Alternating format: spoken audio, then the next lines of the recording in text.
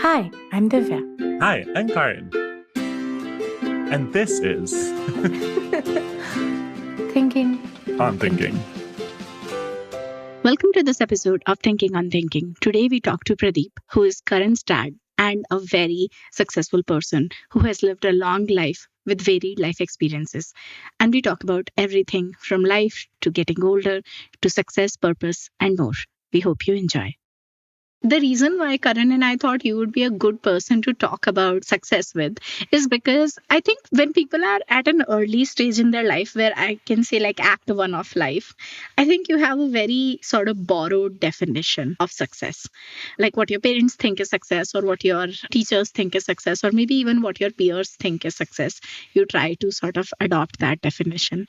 As you grow a little bit older, and that's what Karan and I were discussing, that we have like evolved definitions of success.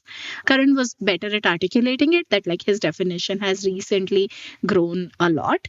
And we felt like it would be interesting to talk to somebody who has lived a lot of life and has seen like, multiple phases and multiple stages. And what does that look like? And what does that mean? I mean, I'm looking at myself, 67, what are we going to talk about? And it was, how does one think about life's goals and success, ambitions and so on and so forth? So in a sense, I was thinking on the same lines without actually really knowing that that's what we were talking about. And it struck me that I think it happened at Harvard and it really got amplified at Microsoft. This notion, I think it's borrowed from a book whose name will come back to me. But the notion of big, hairy, audacious goals. Given that from a little perspective, the lottery ticket had really turned up. I had applied to admission into business schools, not expecting to get into anything fancy, and I get into Harvard Business School. Whoa. Okay. And then I have a 10-year rocket ship at Microsoft. I mean, it's really a rocket ship. It's hard to visualize it, in the modern context, because it's an unknown company the day I joined. And 9 years later, we're king of the heap. And there is nobody else. We've displaced IBM and, Amazon and Google and Facebook and all these guys don't exist, and Apple's about to die. You can't imagine a 10-year period where a company has such dominant control in an emerging industry. So that's a rocket ship. So you come away from that thinking that's what the meaning of success really is. You've got to build organizations and companies that have enormous global impact. And it really fits with this whole notion of big, hairy, audacious goals. All right, I'll start a company and, my rallying cry was, we will do what Sony did for this expression made in Japan. Wow. We will change the meaning of the expression. Talk about big, hairy, audacious goals. We're not going to build a successful company. We're going to change the meaning of a phrase. Yeah. And especially, I think, like for a country with like over 1 billion people, that means even something bigger. In hindsight, as I look back, it's the audacity of youth. Now, amplified by this, rather peculiar 12 years that I've just had prior to that. Now, for one, we didn't get to the goal. We built a reasonably successful company. It still survives. And, had a couple of liquidity events on the way. So that is an interesting thing, right? Like you had a goal in the beginning that you thought would mark success. But then like right now your phrasing was, and we built a reasonably successful company. What does that mean? I know. I mean, yeah. Depending on your perspective, you would say, hey, 30 years later, this company still exists. It has, 1,000, 1,500 employees. Yeah. It does 200 million in revenue. By any normal metric, hey, that's a success. Correct. And by the way, that's true. It is a success. It contributes a very large amount to the quality of my life. Yeah. Both intellectually and financially and everything else. But in the large scheme of things, I could be a disappointed man that I set out to change the world and, didn't. Uh-oh. Interesting. Did you feel like at Microsoft, you guys were changing the world? Oh, yeah. We totally believe that. You can imagine, Gates was a year older than me. I'm 28 when I joined the company. This is a really, really young company. The oldest guy is the president, John Shirley, and he's in his early 40s, and everybody else is under 30. And along with success comes ego. And of course, we can, you don't essentially give credit to fortune and good luck. You give credit to yourselves. So we're all quite full of ourselves. I know.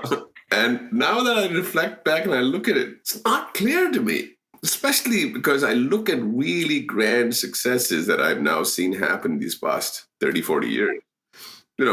Yes, the history books will take the names of the most successful of my generation. But history books are eventually short, I mean, they go away. 30 years from now, nobody remembers who your name was, Vaguely, you might remember that there was Mr. Jobs and Mr. Gates, 50 years from now. But beyond that, that's about it.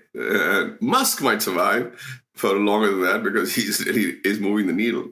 Even that's even that's not terribly relevant because the day you keel over. It doesn't really matter that somebody remembers you a decade from now or 200 years from now because you're long gone. That is so interesting because, like, the age group that you mentioned that you were at Microsoft, right? Like, that is where my friends are at. They are doing their startups, right? Like, most of my friends are between the ages of 28 to 40, and they are trying to, like, do these big things. And legacy is like a word that is thrown around quite often, and people like really, really care about it. And surprisingly, maybe because I'm in a cohort where not a lot of people want to have children, then legacy suddenly becomes even a more societal level thing. Like, you need to change the world if you want to leave a mark. So it's interesting to hear you say, like, as a more mature person, that like, if you die, then you die, then who cares if somebody remembers you for 20 years or 2000 years? I mean, it's really a fact because really the only person who really cares, the person who's wanting to make a mark, is you and me, right? And therefore, the people who really care don't really matter anymore because they're not, conscious humans anymore. So there's kind of a fundamental flaw in that, particularly if you go back and you think for a few minutes about what should be the humility of our species, but it isn't there. We are so tiny and so minute, and we last for such a short amount of time that any grandiosity pales. It doesn't matter what scale you think of. It doesn't matter. The scale is still too small. You could be Jesus Christ and it doesn't matter. Who the hell cares about a couple of thousand years? A couple of thousand years is rounding error. True. Carl Sagan's Pale Blue Dot is like one of my favorite speeches because like it just tells you how insignificant humanity, all of it, is. I mean, sometimes. So anyway, that by the way, that's a dominant thought that sits in my head these days. So it does color the way I think about things. It's kind of the reason why I have a very, very indifferent attitude towards the way we fight our stupid local battles about religion and stuff like that. Come on, man, wake up. You think you're so important, and the species. If you compress the sun to the size of a grain of sand, the Milky Way alone, we're not even talking about the other galaxies, is 300,000 kilometers long. I mean, if the sun is a grain of sand, let's not even talk about how small I am. I don't even make subatomic level. So with that, and the fact that the species has been here for 200,000 years, and the universe has been here for 15 and a half, once you keep those two numbers in mind, a lot of stuff starts to take a different context. Okay, that's one. Second, and the more important thing, actually, as you get to be 67, is, and I don't know how often it gets talked about, as a kid, you're immortal. You're willing to go die because you don't think you'll die. Correct. It's exactly for that reason. When you're in your late 60s, you can see the clock. It's not far.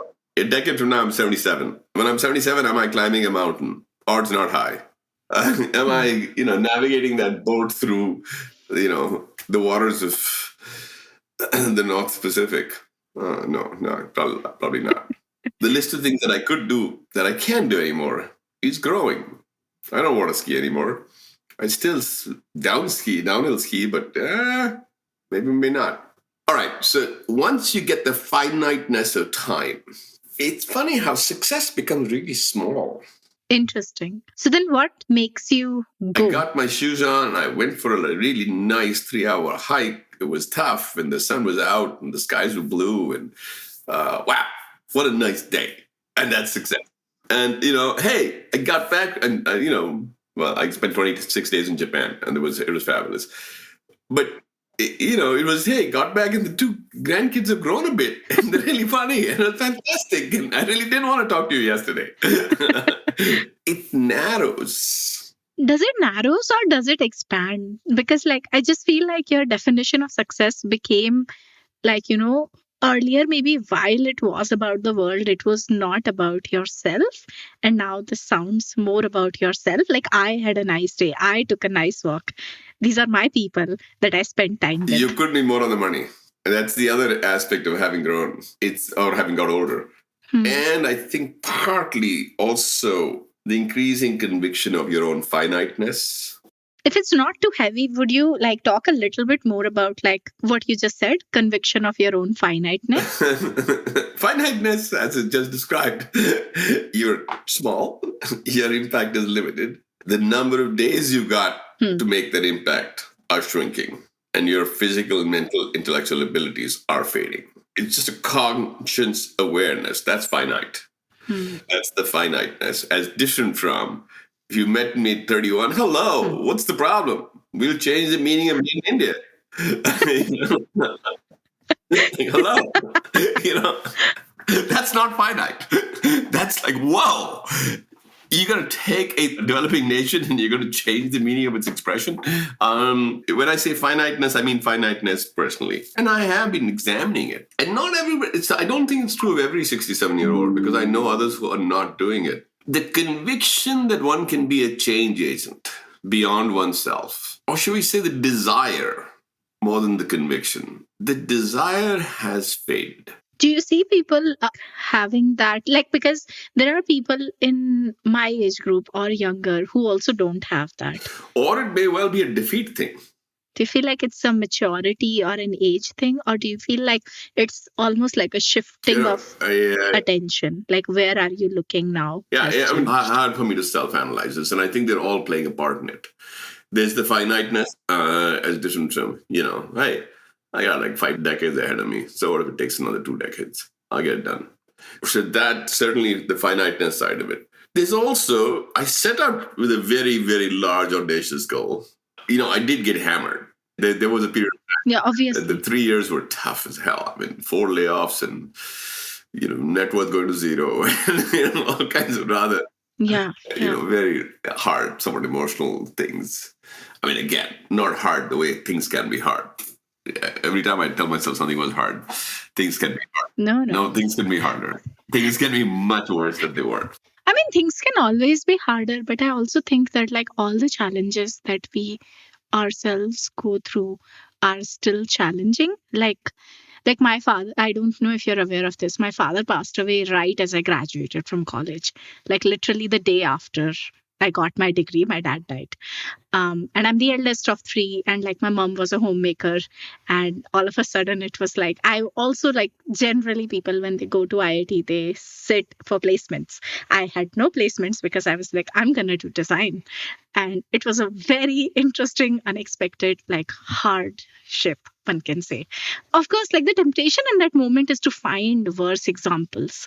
Because there are definitely people who have worse. Like there was a batchmate of mine whose mom passed away because her in-laws wouldn't give her treatment while he was in college, like in final year. And it's like definitely worse than whatever happened to me. But it's like there is no point in that comparison because like his pain was his pain and my pain is still my pain, right? I know, but the variation of that is the following.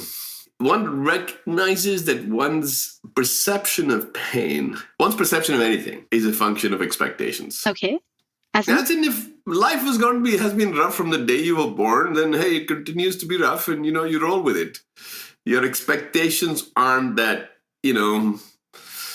life will be great or everything will work out just fine. I mean, what I'm getting at is that I think attitude matters in how you perceive pain, how you perceive disappointment, how you perceive almost anything that, downside that happens to you. For that matter, even the upside, the attitude matters. Your ability to celebrate it is a function of, well, I said, I have a successful business and yet I said, oh shit, I lost, right?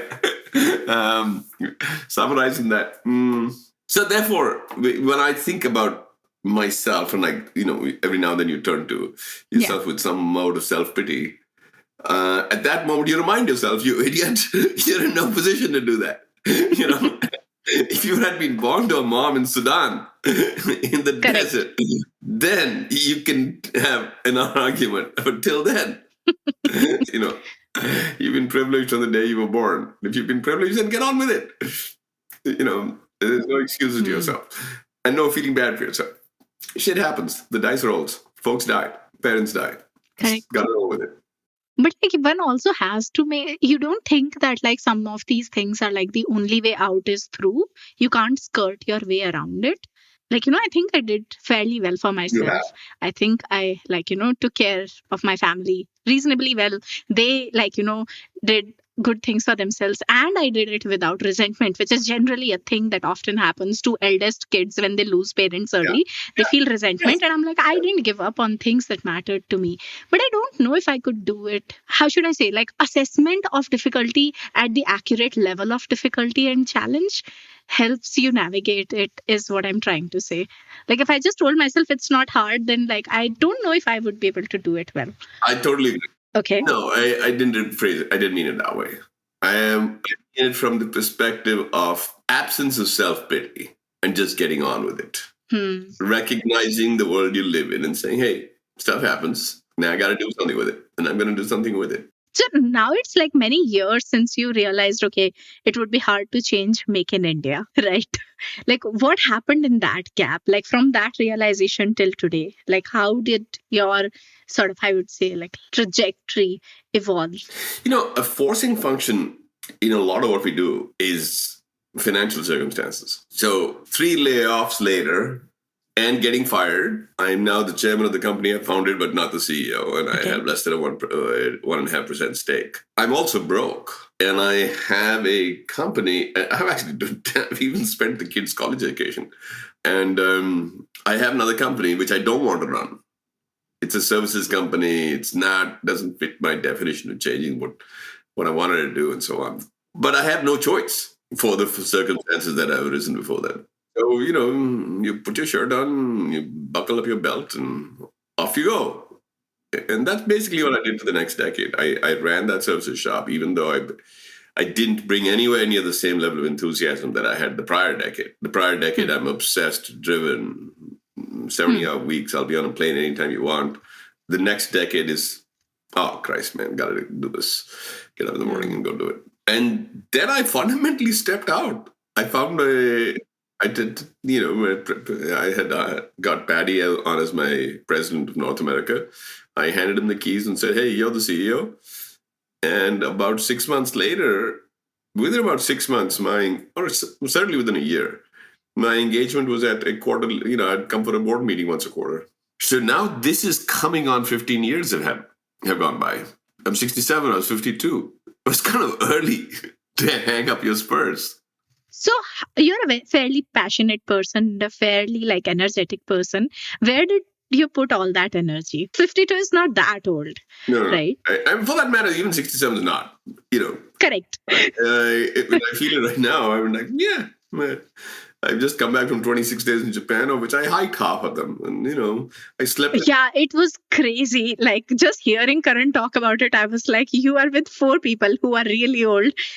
Dear God, if I had that energy when I'm in my 60s, I would be like, this is a good life. No, it wasn't bad. And, it wasn't like we spent 3 nights in a hostel. So this is not even, old folks living in, fancy hotels in the city. So it's in a sense, yes. It's a complicated question, and I don't have a good answer, really. I mean, in hindsight, I'm still plagued by it. Whether I should have stayed the course and stayed ambitious and kept myself on, so to speak, kept the drumbeat alive, or do what I did, which is really, I've lived this last decade, particularly the first 4 or 5 years might have been a little more confusing. But I've lived this last decade with a increasing self-focus, the narrow circle that we were talking about. Family, friends, myself. What things do I want to do? What skills do I not have? And I'm still going down that path. With terrible language. I know why. I have just awful memory. I've had it ever since I was a kid. Really, really, really bad. I'd have to be in the bottom of 5% of humanity, I think. That bad. I can't remember people's names. I can't remember people's dates. I can't remember. Oh, Rukmini Banerjee, whom I really care about, the CEO of Pratham, and I've spent a bunch of time with her. She was here. Ruby was gone off to India. This is back in September. And Ruby asked me the other day that you were sitting over there on the dock with her, and what did you guys do for dinner after that? And I have not the faintest recall. I've been working on it for like a week trying to remember it. People's names, all kinds of stuff. So language becomes hard because you just can't, I mean, surprisingly, I can speak the English language, but it's quite hard. But I'm doing the Spanish anyway, very deliberately. I have a 347-day unbroken streak or something. And the only reason is... Oh my God. That is definitely celebration. No, so I have some long number. The only reason it's broken is because I had to spend a week in the Himalayas with no reception. So, got that one done. That is awesome. No, it's again a very personal focus. It's not like, I'm going to do anything with this language. I'm not, going to become a... When my friends would ask me, especially in my 20s, what would you want to do when you retire, etc., I was like, not only do I not want to think about retirement right now, I don't think I want to think about retirement ever, because I don't think most artists retire, and that's the group that I most identify with. Like, people keep painting or drawing until the day that they die, and then they're like, okay, I died. And I'm like, okay, that's the life I want to live. But like, isn't most people's idea of retirement the fact that like they get to travel the way they want and spend time with family the way they want? Like, isn't that like the definition of successful retirement, that you can focus on all of the things that you want to do? Yeah, at the same time, not be careful that you don't become a couch potato. I mean, what happens is that once you take the forcing functions of your profession out, most of us, our professions have forcing functions. Hey, you got a full calendar. You get up in the morning, and Monday morning you got stuff to do. They ain't no choice. Get on with it. So when you take that forcing function out, the risk you run is you have no purpose left. And without purpose, the day can just go on. Get up in the morning and it's evening and the day's gone by and you haven't really got anything done. So, by the way, as I think about it, so we've gone from the definition of success to actually what it means to be getting older. Which is okay too. Yeah. Oh, well, maybe. All right. We can come back to success in a few minutes. But I do have a professional regret, which is that my professional competence is structurally around organizations, as in building organizations. Hiring a bunch of people who have congruent values and then building on that. It's sort of ideas and themes. And it's in many ways what I think is mankind's most remarkable capability, which is the ability to work for more than two people to work together. It's really what differentiates this species from every other species. And that is a good skill to have. And it's been a skill I've had for a very long time.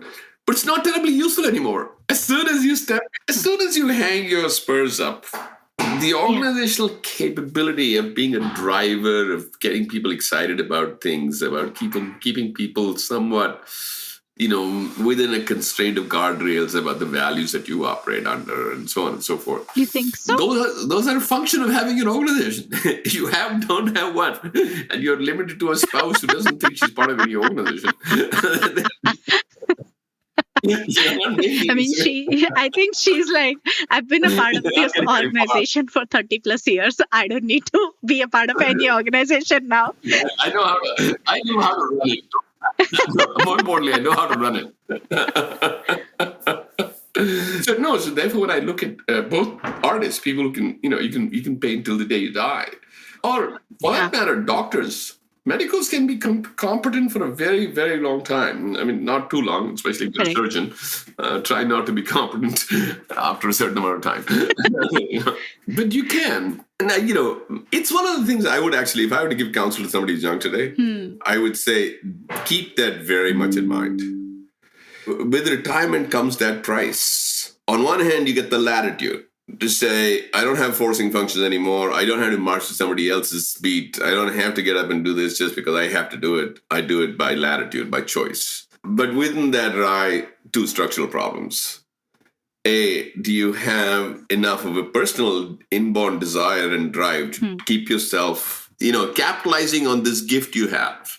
By the way, I have summarized my life into one simple thing, which is life's a gift and it's short. That's it. Beyond that, it has no other obligations. You have a gift. Do something with it because it's short and it's going to go away.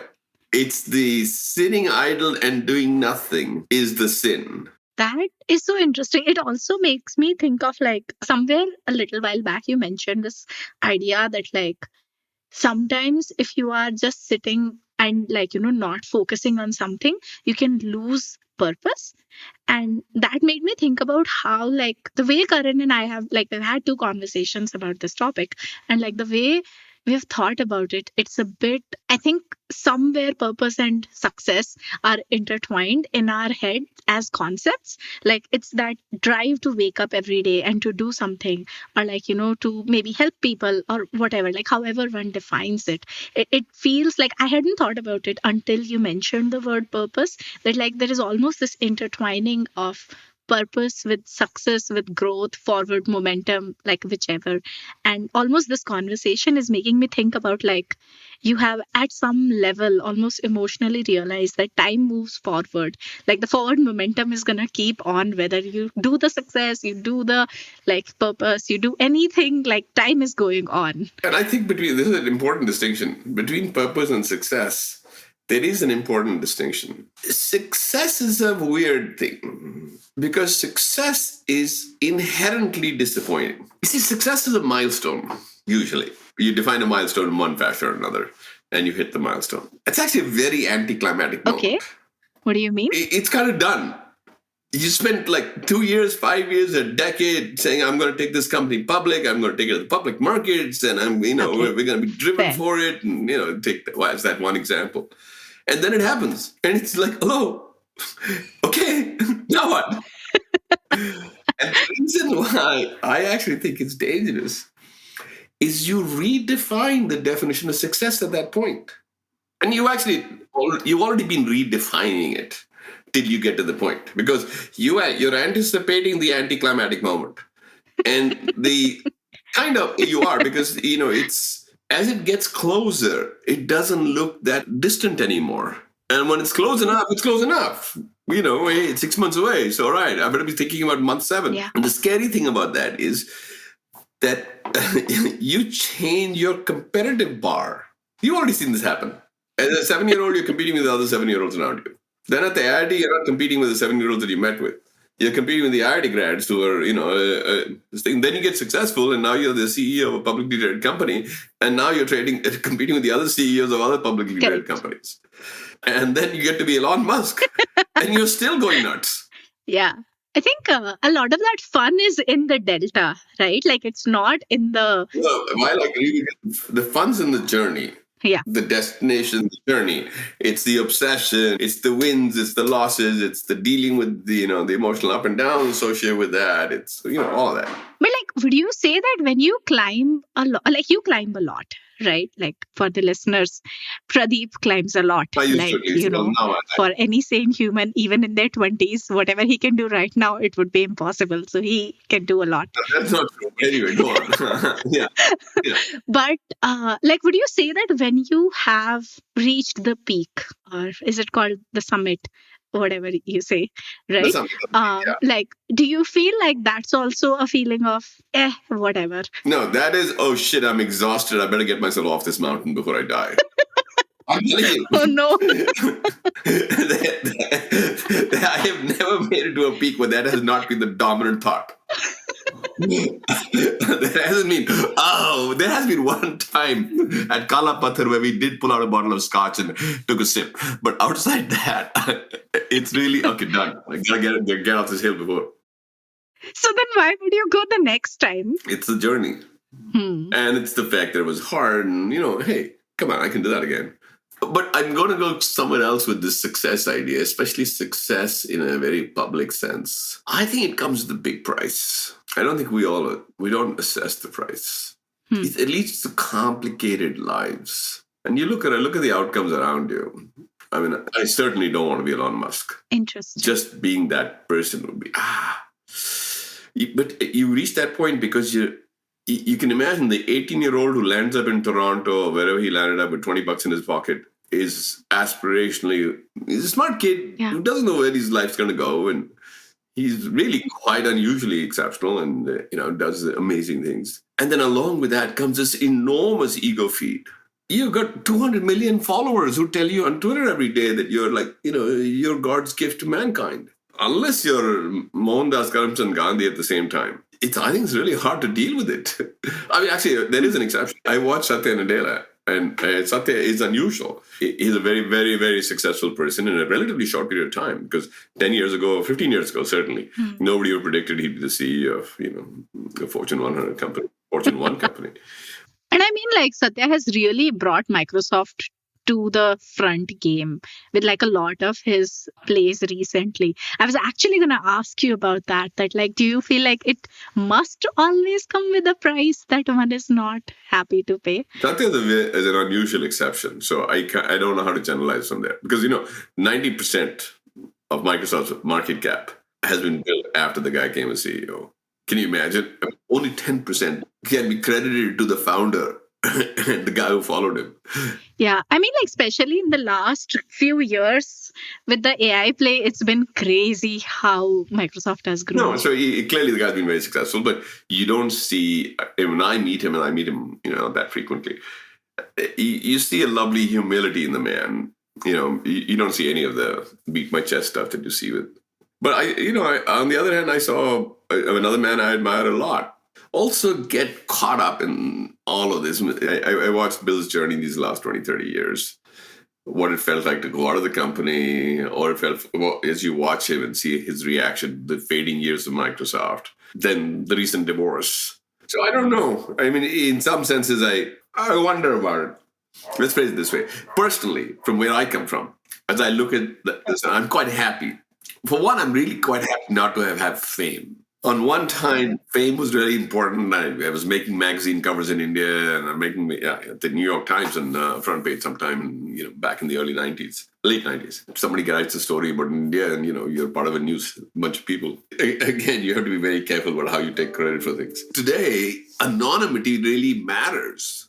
I want to be walking down the street without having people recognize who I am. Just do my own thing. I want to I don't want all my behavior to be under somebody else's microscope.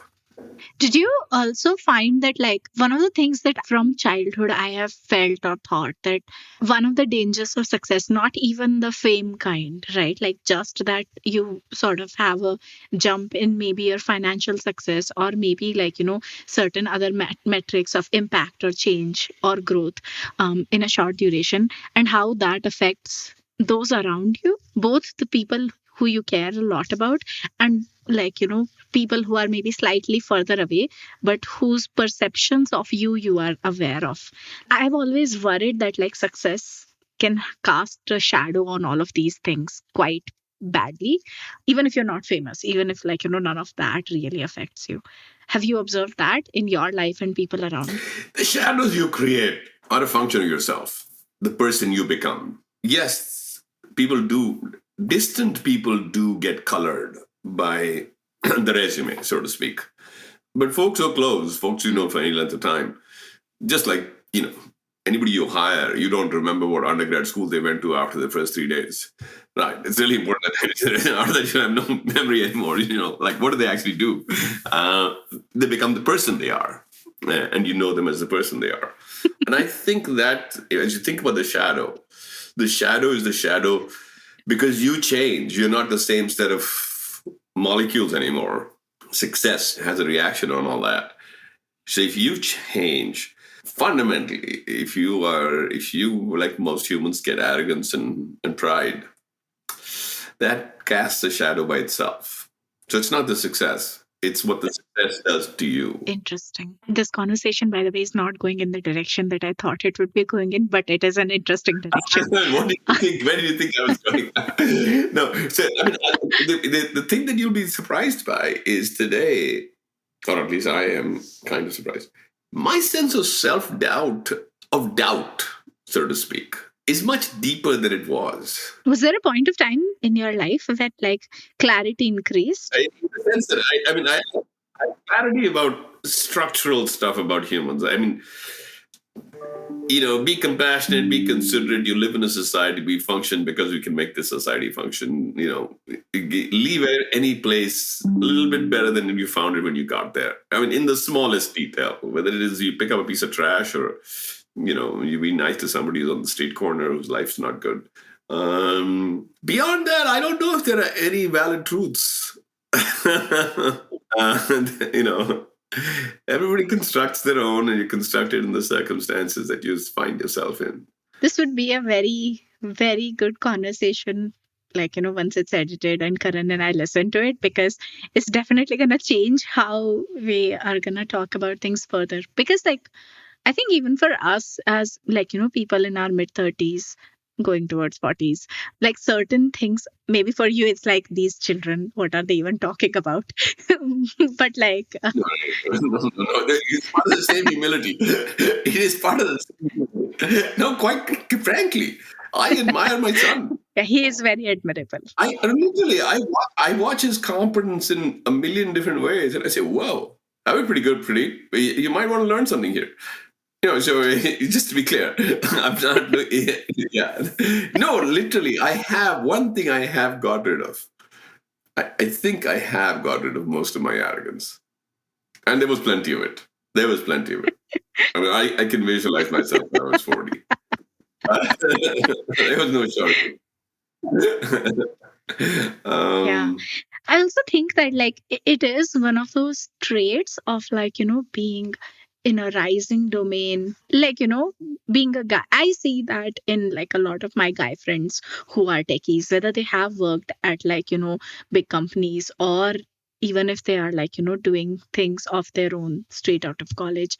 There is that thing that when you know that your floor is super super super solid, that breeds a certain kind of, what I would say, chutzpah. I don't know if I would call it arrogance, but there is a certain kind of chutzpah which is just oh, yeah, sure, I can enter any room and I belong in every room because, well, life has never told me otherwise. You see, but that's very interesting because that's kind of where I am. I'm very comfortable walking into any room. It doesn't intimidate me, partly because, yes, I've had the good fortune. You can give me a brand name list of brand names and I'll say, yeah, I know a few of these guys. You say, hey, if I can talk to Mr. Gates, come on, I can talk to Mr. Musk. What the hell? What's the problem? Yeah. And I talked to them, in years that I was still young and hard, and hey, no problem. So the comfort of walking into a room, that got established fairly early, and that was fortunate. I don't think I had it when I was a kid. It was partly the Harvard years, partly the Microsoft years that you come out with, whether it's arrogance or chutzpah. But the conviction of being right, that changes. How do you understand that? What does it change to? So actually, in some senses, now that I'm reflecting on it, I'm kind of going a little backwards because most people, when they get older, get firmer in their views. I know this to be true. And I've actually gone in many ways the other way. I mean, to the extent that I'm not even sure if democracy and capitalism are the right model. Talk about religion. I mean, that's religion to me, given that I have no other religion. Right? The only reason you're left with is a belief system about the way society should function. And even that I'm not so sure about anymore. I mean, that's partly because my spectrum has widened. That might also be because you have achieved more maturity in terms of just postmodernist thinking levels. So most people have some version of Enlightenment era philosophies. Most of society gets stuck there. But then you get to modernist where you're questioning form. And then when you get to postmodernist where you're questioning the definitions or the reason for form. And maybe you're there.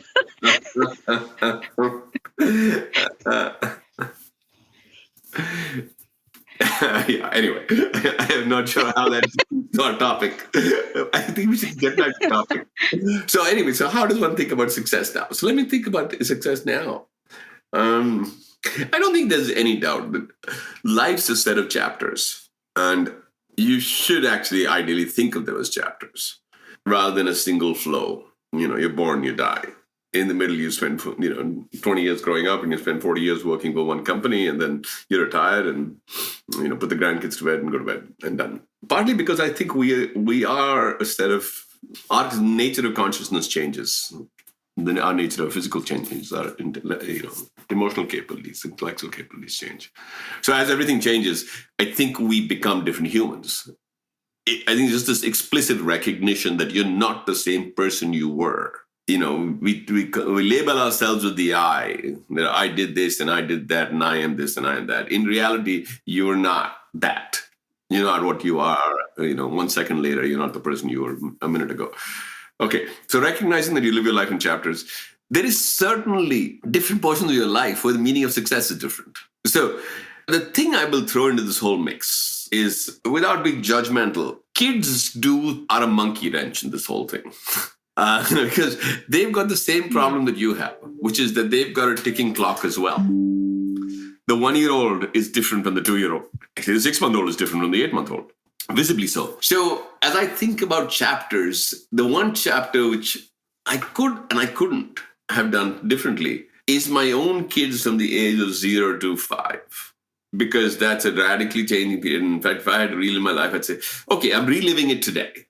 I didn't have it then because I was working in Microsoft and totally obsessed and working 70, 80 hours weeks, and I can barely remember what I did with them. Ruby can remember it vividly because she did 90% of it. Now, in hindsight, I'm living it now with my grandkids, and I'm trying to do it with the grandchildren. Okay, but as I think about that's a chapter. Yeah, I'm thinking of them that way. Then there is the whole, you come out of college and you're going to find yourself, your feet. And that, in some ways, is a decade of, I think, kind of what you've done, which is throw caution to the winds. What do you have to lose? It's such a good time to just go out and discover. And discover not just the world, but discover yourself. That's really what that decade's about. Where does competence reside? What do you like to do? How do you really figure it out? You do it out by putting yourself into difficult, awkward circumstances, into things which are not comfortable context. And there is no better time to do that. So the 20s are really meant for that. You want to go to grad school, go to grad school. But it's all part of that same journey. By the time you're in your late 20s, early 30s, I think obsession is a good word. You find something that you really dig your teeth into. Because what you're trying to do is trying to give yourself, a few years, 5 years, a decade, to become really competent. You've established yourself what you can do. And here's something you can get really good at. And by the way, on a slight tangent on that, success is becoming really good at something. Eventually, success is not about how much you change the world. Success is about how much you change yourself. That's deep. No, it is true. Because everything else goes by. The only thing that doesn't go by is you. Which is part of the artist's attraction. For that matter, this is one of the things when I went to Japan. It's surprising how deeply competent everybody is. It's astounding. I mean, both the competence and the respect. Person wiping dusting the street at 7 a.m. He's got a hat on, he's got white gloves on, he's got a nice little broom, and he's doing a really good job. There isn't stuff flying anywhere. It's like really tucked in. This 75-year-old, 70-year-old, I don't know how old these drivers are, but the bus drivers are old. And the guy happens to be in their 70s, and he's got his gloves on, and he's got his hat on, and he's very, very competent. You're coming down a really, really nasty, steep hill that I would think of myself as a competent driver. I think I'm good. I'm like, whoa. And this 70-year-old guy is just driving it really competent. So competence, it's, I think, a big deal. It's in the little stuff. It's in the language. It's in your ability to be able to do just the little day-to-day stuff. I look at Ruby, incredibly competent in the spaces that she's interested in. She knows more about this garden and the yard and plants that grow than most people she runs into. And, she can open a fridge which is stocked full of all kinds of random stuff and say, what should I make today? Those are not trivial skills. These are complicated skills. They are hard to do. Somebody who's got 3 things going on on a stove. Yeah. Hey, don't tell me running a company is more complicated. And that moment, that's really complicated. It takes you just a little bit to screw up. and you don't have dinner available. That's why. Okay, so going back to the success notion. So I think in the 30s is when you build competence. Well, you find a space and you get really good at it. Now, be careful that you don't build competence in a space that's you're going to then discard 20 years later, which is kind of what I did. And if you are, then find yourself another interest that you can build in parallel at the same time. It would be wise. And I think the 40s is when if you're going to be a change agent, that's the time. Your 40s and your 50s, those 20 years is change agent time. At least they were for me. When I was walk me into a room and I'll hold an audience. Put me in a podium and I'll change people's minds. That's when everything's firing, including your own absence of humility. And you need all of that. You can't be a change agent if you stand on the podium and doubt the meaning of life. Yeah. You've got to have a lot of conviction. This is the answer. I know it to be true. And I can tell you it'll be true. Yeah. You need a little bit of over self-conviction to be able to say, I'm going to push things in this direction. All the things that actually don't add up to being really happy people at the end of your life, those are all qualities that are really important at that moment.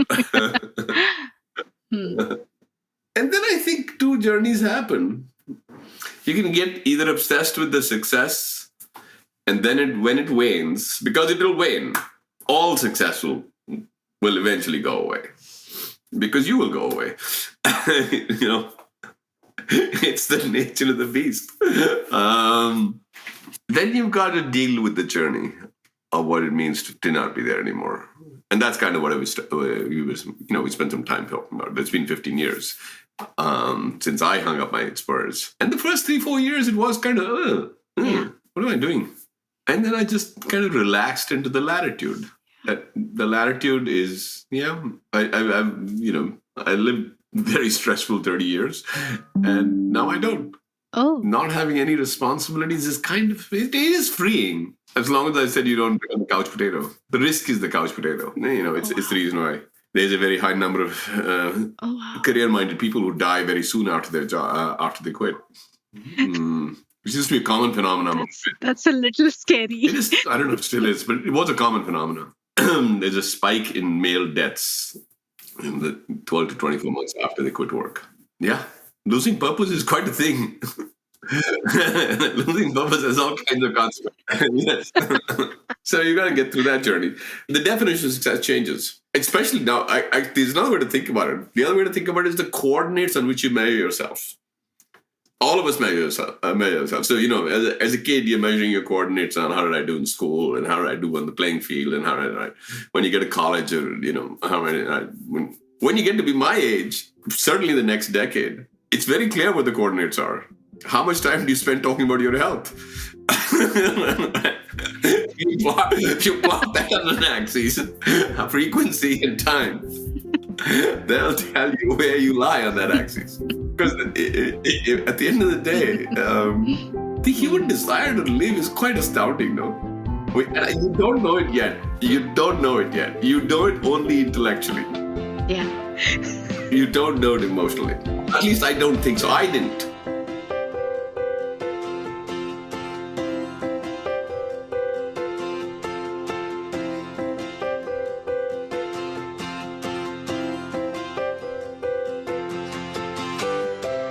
Thank you for thinking with us. Visit Thinking on Thinking on the web at joyous.studio to get show notes, past episodes, and transcripts.